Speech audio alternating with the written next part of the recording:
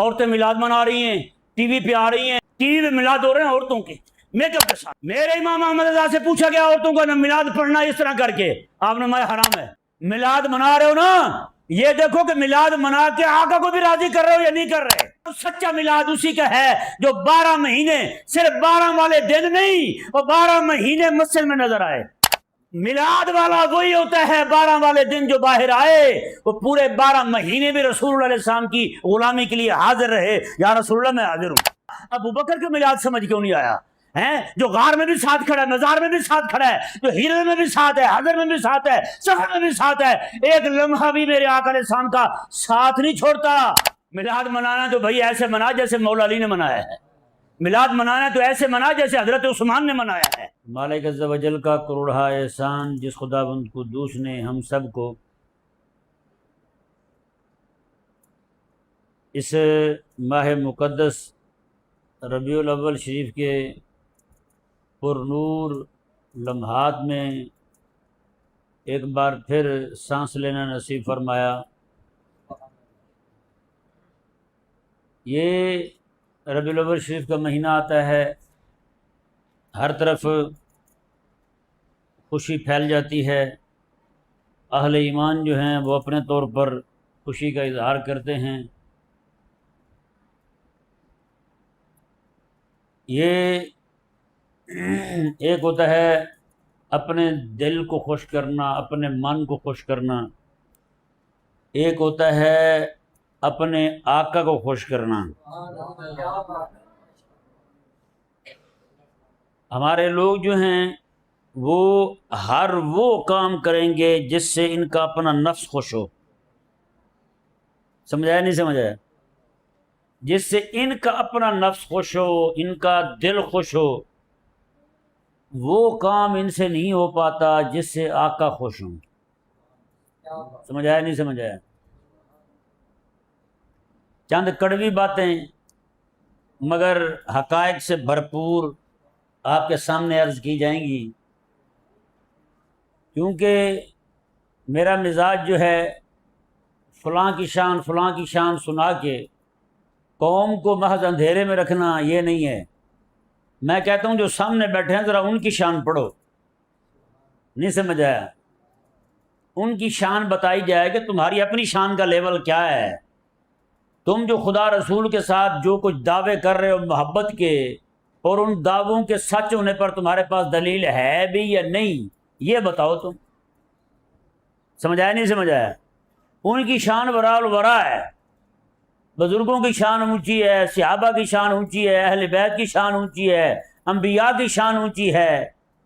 بس ہم یہ بتائیں گے جو سامنے بیٹھے ہوئے مریض ہیں بیچارے، ان کی بیماری کہاں تک پہنچی ہوئی ہے، ان کو جو مرض اندر ہی اندر کھائے جا رہا ہے وہ کہاں تک پہنچا ہے، کہیں ایسا تو نہیں ہے ان کو جو بیماری لگی ہے ان کے ایمان کی موت ہونے والی ہے۔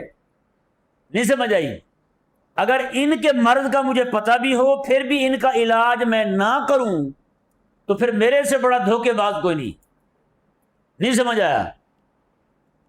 ڈاکٹر صاحب کے پاس کوئی بندہ جائے اور ڈاکٹر صاحب بندہ مریض ہو کسی اور شے کا، ڈاکٹر صاحب دوائی اور دے دے، کوئی بندہ کہے گا یہ ڈاکٹر خیر خواہ ہے؟ کوئی کہے گا؟ تو بھائی اسی طرح کر کے یہ میرے پاس جو تشریف لاتے ہیں احباب، یہ اسی لیے آتے ہیں کہ ان کو جو مرض لگا ہوا ہے اس مرض کی تشخیص ہو، دوا تجویز ہو، پھر دوا بھی دوں، ان کو نسخہ بھی دوں۔ کہ نہیں سمجھ آیا؟ اللہ تعالیٰ کے انبیاء کرام علیہ الصلوۃ والسلام کی آمد کا مقصد یہی تھا۔ نوح علیہ السلام تشریف لائے، جو قوم میں مرض تھا شرک کا، آپ نے اسی مرض کو فوکس کیا ہے، اسی مرض کو بیان بھی کیا ہے، اس کا علاج بتایا ہے، فرمایا وہ توحید ہے جی۔ ان کی مرض کی گندگی، غلاظت، اس کی حساسیت، اس کے جراثیم جتنے بھی ان کے اندر پھیل چکے تھے، ایک ایک شے نوح علیہ السلام نے بیان کی ہے۔ نہیں سمجھ آیا؟ یعنی جہاں پہ لوگ جو ہیں وہ حرام خوری میں مبتلا ہوں، شریعت سے غداری میں مبتلا ہوں، شریعت سے نفرت کر رہے ہوں، اللہ تعالیٰ کے قرآن سے بھاگ رہے ہوں، وہاں ان کو بیان کرنا میلاد منانے کا بڑا ہی ثواب ہے، جنت بندہ چلا جاتا ہے۔ بھائی جنت تب جائے گا جب تک دین کے ساتھ غداری نہیں چھوڑتا. نہیں سمجھ آیا؟ دین کے ساتھ غداری چھوڑے گا، دین کا وفادار بنے گا، خدا رسول کا وفادار بنے گا، تب جا کے وہ بندہ وفادار بنے گا. جب وفادار بنے گا وہ پھر جنت کی راہ پہ چلے گا. جنت کا حقدار بننا دور کی بات ہے. یہاں پورا سال رب رسول کی بارگاہ کے قریب نہیں آتی قوم، صرف میلاد کے جلسے میں چلے جائیں. مولوی صاحب ایسے جنت بانٹتے ہیں، اللہ اکبر کبیرہ، جنت کا ٹکٹ ہاتھ میں پکڑا کے خود پیسوں والا تھیلا پکڑ کے وہاں سے نکل جاتے ہیں. قوم اپنے طور پہ جنتی بن جاتی ہے، مولوی صاحب گھر پہنچے بڑے ہوتے ہیں. ہے یا نہیں ایسا؟ تو بھائی یہ نہیں ہے، یہ والا کام ترک کر دیں. خدا کا واسطہ مانیں، آپ مہربانی کریں، کسی اچھے حکیم کو اپنی طبیعت دکھائیں، اپنی نبض پکڑائیں اس کے ہاتھ میں، اسے کہیں جی میرا علاج کریں.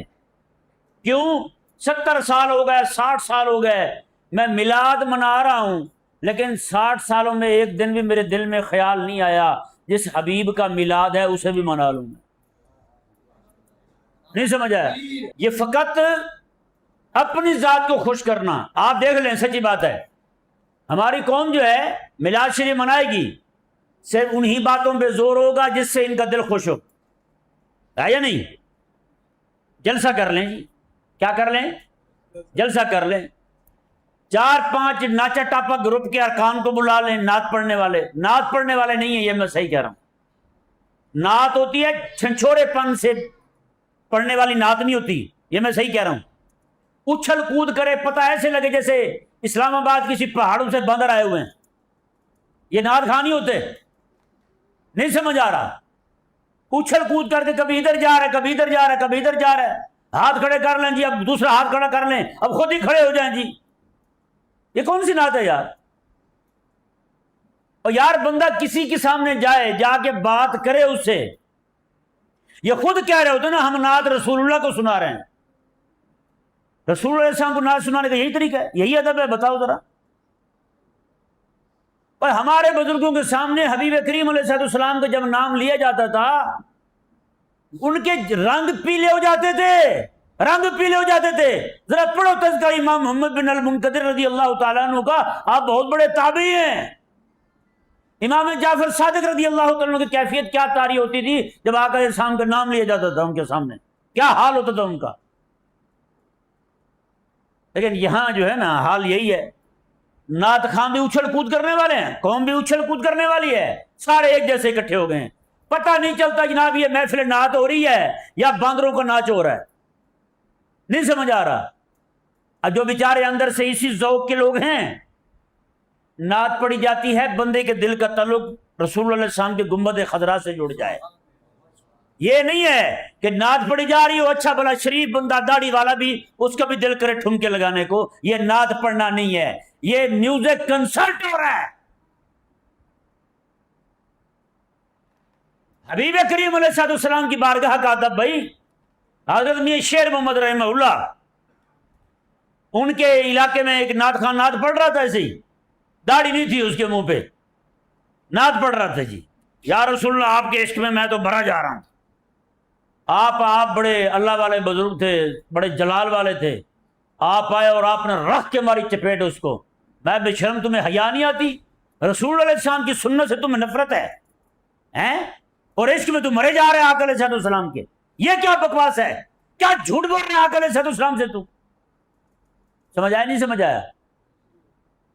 امام احمد رضا کے پاس ایک شاعر آیا نعت لکھ کے، کہنے لگا جی میں نعت لکھی ہے وہ سنانا چاہتا ہوں. میں بھی سناؤ. اس میں کلام یہ تھا، ایک شعر جا، یا رسول اللہ مجھے ساری رات نیند نہیں آتی، آپ کے عشق میں مجھے ساری رات نیند، بولو یار بولو، مجھے نیند نہیں آتی. امام احمد رضا نے وہ روک کے، میں ذرا ٹھہرو نا، میں یہ بتاؤ یہ جو شعر آپ نے کہا ہے یہ باقی ایسا ہے آپ کو رات کو نیند نہیں آتی؟ کہتے نہیں جی نیند تو آتی ہے. تو میں پھر جھوٹ، اور وہ بھی رسول اللہ سے جھوٹ بول رہے، کیا جواب دو گے؟ ایک شاعر تھے بہت بڑے، اللہ تعالیٰ ان کی قبر پر کروڑوں رحمت نازل فرمائے. ایک بار وہ کلام لکھنے لگے، حبیب کریم علیہ السلام کی بارگاہ سے مخاطب ہیں، اور کہنے لگے کہ یا رسول اللہ صلی اللہ علیہ وسلم، آپ کی محبت میں میری آنکھوں سے خون بہتا ہے. یہ لکھ تو بیٹھے، دل نے ندامت کی کہ یہ کیا کہہ رہے تم، یہ تو جھوٹ ہے۔ اور وہ بھی حبیب کریم علیہ السلام کی بارگاہ میں کہتے ہیں کہ انہیں یہاں نمی محسوس ہوئی، جیسے وہاں ہاتھ لگایا نہ دیکھا تو واقعی خون آ چکا تھا۔ عشق ہے تو بھائی عشق ہے۔ یہ جھوٹا عشق جو ہے نا آج کل کے یہ مرد اور خواتین برداشت نہیں کرتے، نہیں سمجھ آیا؟ خواتین بھی کہتی ہیں کہ ہمیں شوہر وہ ملے جو اچھی سچی محبت کرنے والا ہو، شوہر بھی کہتا ہے بیوی وہ ملے جو سچی محبت کرنے والی ہو، ہے یا نہیں؟ تو تم جھوٹ بول رہے ہو، وہ بھی خدا رسول کی بارگاہ میں۔ کون سا عشق ہے تمہارا بتاؤ؟ سچی بات ہے، ہمارے لوگ جو ہے نا یہ میلاد منا کے رسول اللہ کو نہیں منا رہے، اپنے نفس کو راضی کر رہے ہیں، اپنے نفس کو۔ ہر وہ عمل کریں گے جو ان کے نفس کو موٹا کرنے والا ہوگا۔ جلسہ انہوں نے پکڑ لیا ہے، میلاد محفل نعت انہوں نے پکڑ لیا، محفل نعت ہو رہی ہے۔ بھائی اوے خدا کے بندو، تمہیں کس نے کیا دیا ہے؟ رسول اللہ علیہ السلام کا ذکر جو اکیلا محفل نعت ہی ہے۔ کبھی کسی جامع میں چلے جاؤ، وہاں دورہ شریف پڑھا جا رہا ہو، وہاں سننے ترمذی کا جا کے درس سنو، بخاری کا جا کے درس سنو، اور یہ ہے رسول اللہ علیہ السلام کا میلاد۔ کبھی کوئی ہمارے لوگوں میں سے کتنے لوگ جاتے ہیں وہاں جا کے علماء کے پاس جا کے بیٹھ کے ان کا درس حدیث سنتے ہوں؟ بتاؤ ذرا مجھے۔ ان کو پتا ہے وہاں جائیں گے تو وہاں تو ہمارا نام نہیں آئے گا، ہمارے نام کے نعرے نہیں لگیں گے۔ چودھری صاحب آ گئے جی، حاجی صاحب آ گئے جی، میاں صاحب آ گئے، خان صاحب آ گئے، وہاں تو نعرے نہیں لگ رہے ان کے نام کے۔ ان کے نام کے نعرے لگنے وہیں پہ ہیں جہاں پہ مجمع لگا ہوگا، انہیں جیسے جناب نچن ٹپنے والے لوگ ہوں گے، وہیں پہ جناب بھاگ بھاگ کے جائیں گے۔ یہ پورا سال، ایک سال میلاد میں باہر آئے تھے، اگلے سال پھر میلاد کے جلوس میں باہر آئے ہیں، پورا سال یہ عاشق کہاں رہے بتاؤ؟ ابھی میں نے جہاں بیان کیا نا جمعے کا، وہاں میں نے لوگوں سے پوچھا ہے، میں نے کہا یار اب یہ بتاؤ، فوجی بینڈ والے آتے ہیں شادی پہ؟ آتے نہیں آتے؟ کیسے خوش ہو رہے ہوتے ہیں؟ سب سے اونچی آواز انہی کی ہوتی ہے، سب سے اونچی آواز فوجی بینڈ والوں کی، پی پی تو پاں پاں، اونچی آواز ان کی ہوتی ہے، لگتا ہے ایسے جیسے کہ ان کے سگے مامے کے بیٹے کی شادی ہو رہی ہو، آواز اونچی انہی کی ہے۔ ناچنے والے سب سے زیادہ وہی ہوں گے، پوری برات میں اتنا کوئی نہیں ناچ رہا ہوگا جتنے وہ ناچ رہے ہوں گے، ہوتا یا نہیں ہوتا؟ حالانکہ ان کا تو کوئی لینا دینے کو نہیں ہے نا۔ اب جس کو زیادہ خوشی ہوتی ہے ذمہ دار بھی تو وہی زیادہ ہوتا ہے نا، نہیں سمجھ آئی؟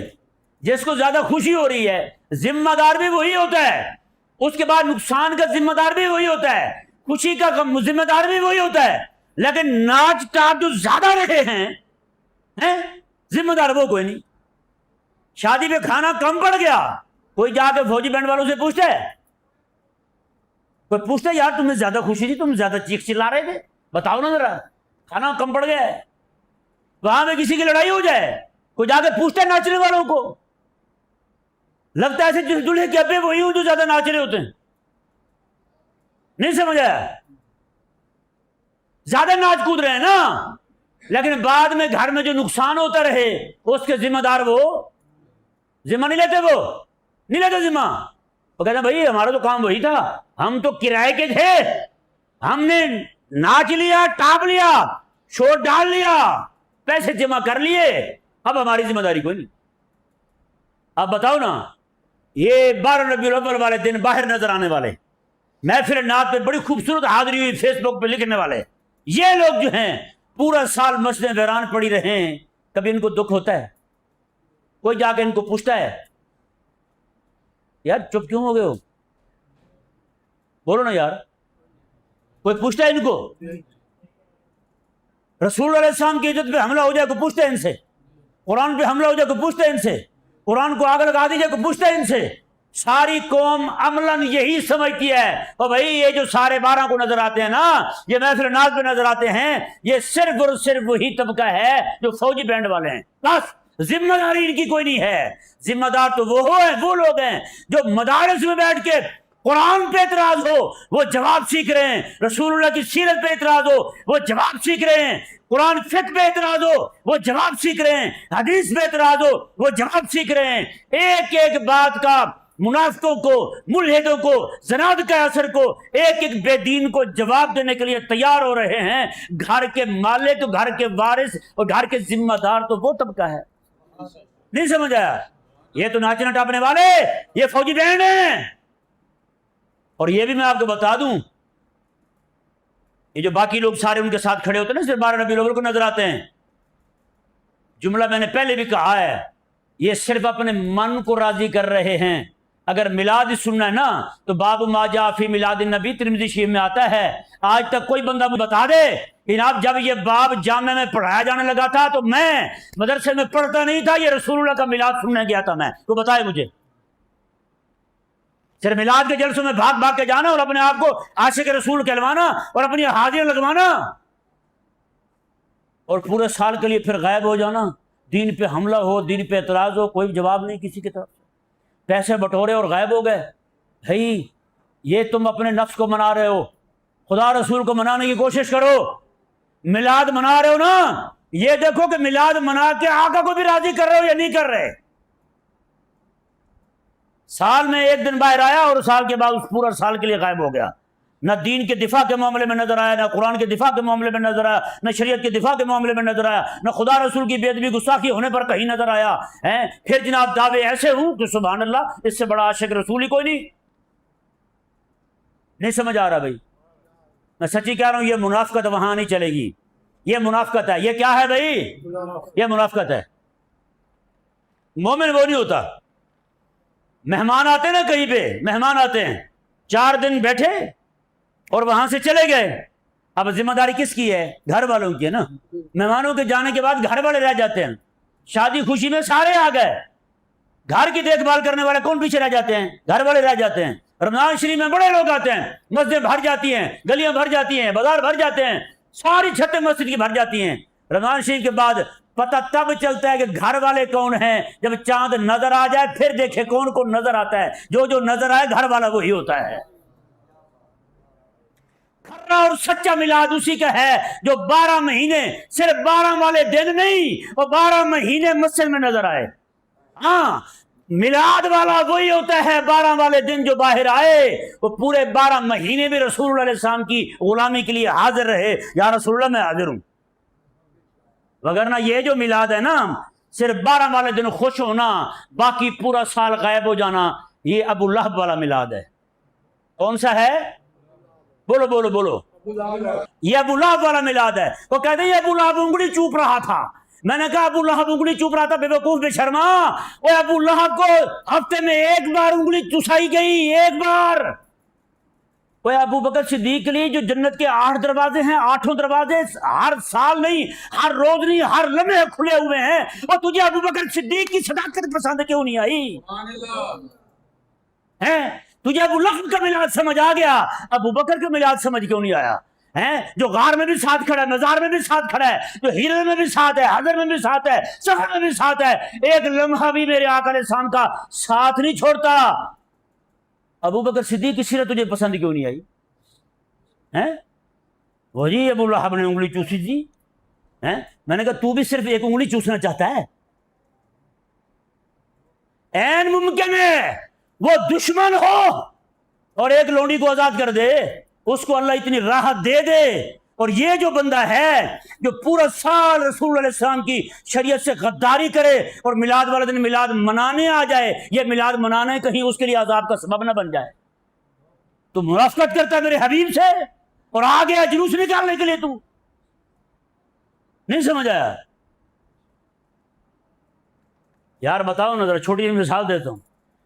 کوئی بندہ کسی کے گھر جائے مہمان بن کے، ہاتھ میں اس نے 4-5 چھاپر پکڑے ہوئے ہوں، 4-5 چھاپر پکڑے ہوئے ہوں. مہمان کا استقبال ہو بڑے زور شور کے ساتھ، سبحان اللہ جی، نعرہ تکبیر، نعرہ رسالت، نعرے لگا دیے جائیں اس کے آنے پہ، خوشی کا اظہار کیا جائے، دیواریں سجا دی جائیں. لیکن جو چیز وہ ہاتھ میں لے کے آئے آپ کو تحفہ دینے کے لیے، آپ اس کے سامنے ہی ایک چھاپر پکڑ کے ادھر باہر پھینک دیں، دوسرا چھاپر اٹھا کے گندے نالے میں پھینک دیں، ایک چھاپر اٹھا کے گندے گٹر میں پھینک دیں، ایک چھاپر اٹھا کے گندے والی ٹوکری میں پھینک دیں. بتائیں اس کے دل پہ کیا گزرے گی؟ بتاؤ نا، تکلیف ہوگی نا. آج اس امت نے حضور کی شریعت کے ساتھ کیا کیا ہے بتاؤ؟ داڑھی مونڈ کے نائی کے قدموں میں پھینک دی ہے، رب رسول کا نام لکھ کے گلیوں میں پھینک دیا ہے، گندی نالیوں میں قرآن پھینک دیا ہے. اور یہ عوام چلی ہے جناب حضور کا میلاد منانے کے لیے. احساس جواب دہی اپنے اندر پیدا کریں. یہ کب تک منافقت کرتے رہیں گے ہم لوگ؟ ویسے ابھی میں نے بیان میں یہ کہا ہے، میں نے کہا گھر کی دیوار پر، گھر کی چھت پر وہ کئی 100 فٹ کا ڈنڈا ڈال کے جھنڈا لگانا، اس سے زیادہ ثواب ہے صرف 4 انگلی کی داڑھی بڑھا لینا. ہاں 4 انگلی کی داڑھی بڑھتی نہیں ہے، چھت پہ 12 جھنڈے لگا لے، کوئی فائدہ نہیں ہوگا. میں صحیح کہہ رہا ہوں. میلاد منانا تو بھائی ایسے منا جیسے مولا علی نے منایا ہے. میلاد منانا تو ایسے منا جیسے حضرت عثمان نے منایا ہے. نہیں سمجھ آیا؟ حضرت عثمان ذو النورین ہیں. کیا ہیں؟ 2 نوروں والے. 2 نوروں والے. 2 نور کون سے ہیں؟ میرے آقا علیہ الصلوۃ والسلام کی 2 شہزادی ہیں. لیکن اگلی بات بھی سنیں. حضرت سلطان باہو رحمہ اللہ فرماتے ہیں ہماری قوم یہ سمجھتی ہے بعد میں صرف فضائل کی بات آئے ہمیں عمل نہ کرنا پڑے، ہمیں عمل نہ کرنا پڑے، ہماری جان چھوٹ جائے. سلطان باہو پکڑتے ہیں ان کو گلے سے. آپ تجھے بتاتا ہوں ذو النورین کا ایک مطلب تجھے سمجھ آ گیا، دوسرا بھی سن. فرمایا حضرت عثمان غنی ساری رات نماز پڑھتے تھے کھڑے ہو کر، اور اس قیام میں اللہ کا پورا قرآن پڑھتے تھے. نماز بھی نور ہے، قرآن بھی نور ہے. یوں عثمان 2 نور والے بنتے ہیں. اب یہ اوکھا پڑے گا کون کو سنتے ہوئے؟ بھائی پھر نماز پڑھنی پڑے گی. ہم سے عشاء نہیں پڑھی جاتی، ساری رات کون کھڑا ہو؟ بتاؤ. صرف وہی بات، وہاں تو فضائل ہیں. میں نے کہا ہے نا یہ قوم صرف فضائل سننے کی عادی ہے، فضائل سننے کی عادی ہے. فلاں کی شان، فلاں کی شان، فلاں کی شان. میں کہتا ہوں میں تیری شان سناؤں گا، تو کتنا بڑا منافق ہے مجھ سے سن. تو میں تجھے بتاتا ہوں کتنی غداریاں تو کرتا ہے، وہ بھی میرے حبیب علیہ السلام کے ساتھ کرتا ہے. ایک بندے نے کہا تھا ایک تابعی کو، سنو ذرا، ایک تابعی کو کہنے لگا کاش کہ میں بھی رسول اللہ کے زمانے میں ہوتا. اس نے کہا شکر کر اللہ نے تجھے اس دور میں پیدا کر کے تیرا پردہ رکھا ہے. ہو سکتا ہے تو تب ہوتا تو عبداللہ بن ابی کے ساتھ ہوتا. پھر آج تو ہے تیرا پردہ پڑا ہوا ہے، اس وقت ہوتا عبداللہ بن ابی کے ساتھ ہوتا. تیرا تو منافقت تیری نہیں ہو جانی تھی. اس وقت قرآن نازل ہو جانا تھا تیرے بارے میں. کیا جواب تھا تیرے پاس؟ آج کہہ رہے ہوتے یا رسول اللہ میں آپ کے زمانے میں ہوتا. میں نے کہا قسم خدا کی تیرے جیسے اس زمانے میں ہوتے نا، نہ بدر فتح ہوتی نہ احد فتح ہوتی. میں ہوتا جو اس وقت. میں کہ تو پلیتا رہن دے تھے، ادھر رہ. تو نہیں سمجھ آ رہا مسئلہ؟ جس دور میں رب نے رکھا ہے اسی پہ راضی رہو. عمل اپنا ٹھیک نہیں ہوتا، عقیدہ اپنا ٹھیک نہیں ہوتا. میلاد سچی بات ہے، ہمارے مولویوں نے دے کے دلائل. اب بھی میلاد منانا جائز ہے، میلاد منانا. میں نے کہا بھائی قوم بہت آگے جا چکی ہے. اب تو عورتیں میلاد منا رہی ہیں، ٹی وی پہ آ رہی ہیں میلاد منا رہی ہیں. سبحان اللہ، ٹی وی پہ میلاد ہو رہے ہیں عورتوں کے میک اپ کے ساتھ. ایک دن ایک دوست نے مجھے اسکرین شاٹ بھیجا، کہتے ہیں وہ فلاں خاتون نے نعت پڑھی 92 پر. کس پر جی؟ 92 پر خاتون نے نعت پڑھی. مفتی صاحب آپ دیدہ ہو گئے. میں نے کہا سبحان اللہ، ہیں قربان جائیں. مفتی صاحب خاتون کی نعت سن کر رونے لگے. وہ کہتے ہیں جی ایسی خوبصورت نعت پڑھی مفتی صاحب آپ دیدہ ہو گئے. میں نے کہا پتہ نہیں مفتی صاحب سے پوچھا جائے گا کس وجہ سے آپ دیدہ ہوئے ہیں، کون سی بات ان کے دل میں چپ گئی ہے. کوئی بات چپ گئی ہے، کوئی ذات چپ گئی ہے، کیا ہوا ہے ہمیں بھی تو بتائے نا. میرے امام احمد رضا سے پوچھا گیا عورتوں کا نہ میلاد پڑھنا اس طرح کر کے، آپ نے مایا حرام ہے. یہ جناب اپنے یوٹیوب کے چینل بنا کے، ٹک ٹاک کے چینل بنا کے خواتین نعتیں پڑھ رہی ہیں اور جناب سامنے آ کے پڑھ رہی ہیں. میں نے کہا ویسے ڈوب مرنے کا مقام ہے. نہیں سمجھ آیا؟ میلاد کے جلسے کرو جو ثابت ہے، قرآن سے ثابت ہے، شریعت سے ثابت ہے. اور میں نے کہا یہ حرام ہو گیا ہے، یہ بھی قرآن حدیث سے کہیں سے حرام کہہ رہا ہے تو یہ بھی بتا دو لوگوں کو. قسم خدا کی انہوں نے مستحبات کو دین کا سب سے بڑا رکن بنا دیا ہے، اور رب کا دین جو ہے وہ کنارے پہ کھڑا رو رہا ہے. مجھے بھی کوئی عمر آ کے سینے سے لگائے گا یا نہیں لگائے گا؟ آج کہتے ہیں جی اہل سنت کی نشانی ہے کلخانی کرنا. سبحان اللہ، بھی کلخانی کرنا اہل سنت کی نشانی ہے، اور بہن کا حصہ دبا لینا یہ کس کی نشانی ہے؟ بولو نا. کلخانی پہ جا کے آپ یہ تقریر کریں کلخانی جائز ہے، آپ وہابی کو خلاف بول دیں جتنا مرضی بول دیں، قوم راضی ہوگی. سبحان اللہ، شیر اہل سنت. آپ وہاں یہ کہہ دیں اس سے بڑا بے شرم بندہ کوئی نہیں جو بہن کا حق دبا کے بیٹھا ہے. یہ تو قرآن ہے نا، بہن کا حق قرآن نے کہا ہے دو یا دو، دینے کا حق کہا ہے نا قرآن نے. بہن کا حق دبا کے کون سی کلخانی ہوتی ہے بھائی؟ یہ تو وہ مولوی بھی جہنم میں جائے گا. मौलवी का काम बनता है पहले जाके पूछे, ओए तुमने मुझे बुलाया यहाँ कुलखानी पढ़ने के लिए, बहन को उसका हिस्सा दिया या बहन बैठी घर रो रही है और मैं यहाँ बैठे मुख्तलिफ किस्म के 7-7 पकवान खा के जाऊंगा, मेरा क्या बनेगा बताओ? कभी जाके पूछा किसी से? और जिसकी कुलखानी पड़ी जा रही है उसके पैसों से कुलखानी का लंगर बनाया जा रहा है, वो बच्चा जो है उसके बच्चे कितने थे और कितनी कितनी उम्र के थे जो खाने बनाए गए सबकी इजाजत से बन रहे हैं या इजाजत नहीं है किसी से? पूछा है किसी से? ऐसे दबा जाते हैं भाई साहब। कभी पूछते हैं? किसी ने पूछा हो तो बता दें। यही आपके इलाके में एक जगह मुझे ले गए, आप हैरान होंगे, 40 देगे बकरे की गोश्त की बनी हुई थी, 40 देगे बकरे के गोश्त की। मैंने ऐसे पूछ लिया, वहां बड़े बड़े खोखर मोखर सारे आए हुए थे, बड़े बड़े, आपको पता है बड़े बुजुर्ग होते हैं ये, 7 गन्ने, पिस्तौल, आगे पीछे सारा कुछ है। अंदर जाते हुए मुझे एक बंदा कहने लगा, जिस तरह की तू तकरीर नहीं करते जरा ध्यान से करना, पिस्तौल काफी है। मैंने कहा पिस्तौल हूं तो बंदा बात करे और मजा ही तब आता है। मैंने फिर वहां कहा, मैंने कहा भी बताओ भाई, आप में से सदका किस किस को लगता है? सारे हाथ नीचे करके बैठे हूं, सारे कहना भी मुझे तो नहीं लगता। मैंने कहा ये जो पका हुआ है ना खाना 40 देगे बकरे की, ये सदके की हैं।